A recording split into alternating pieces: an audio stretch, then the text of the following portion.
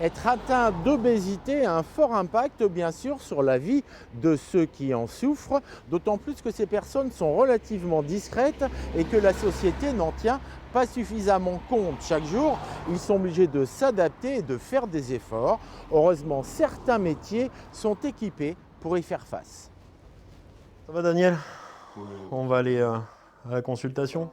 Souffrant de différentes pathologies, Daniel Vandenberg doit régulièrement se rendre chez son médecin ou au centre hospitalier.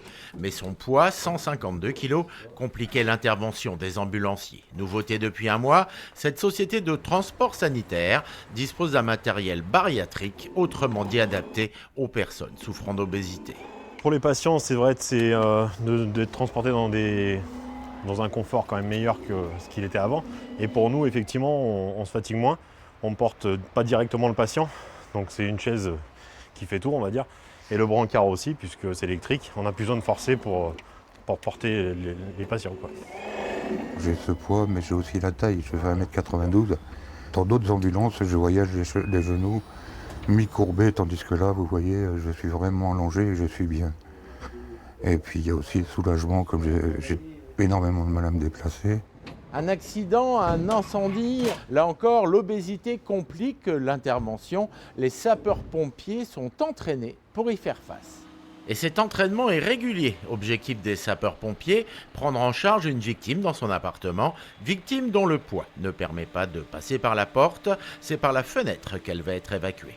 C'est beaucoup plus simple et pour l'accession au bâtiment, et en même temps c'est plus sécurisant pour la personne, comme ça elle voit moins le vide. Nous on est au-dessus de la personne, on peut la surveiller. Il y a tout le temps un accompagnant qui est là pour la rassurer, échanger avec elle, lui expliquer toute la procédure. Il y a déjà un premier briefing avant la sortie sur l'extérieur et puis l'accompagnement tout au long de cette descente ou de cette prise en charge. Pour cela, l'échelle dispose d'une large plateforme pour accueillir le brancard bariatrique. Et si le camion échelle ne peut accéder au lieu, eh bien c'est le GRIMP, le groupe d'intervention en milieu périlleux, qui prend le relais. On est venu avec mes collègues ce matin pour simuler un malaise chez une personne de très forte corpulence, avec aucun moyen pour l'évacuer par les communications existantes. Quand les limites du matériel et les moyens traditionnels sapeurs-pompiers sont atteints, le GRIMP va rentrer en jeu. Traction! Mission réussie, l'année dernière en Corrèze, une dizaine de personnes atteintes d'obésité ont été secourues. En France, l'obésité concerne 6,5 millions de personnes. En Nouvelle-Aquitaine, 15% des jeunes en sont atteints.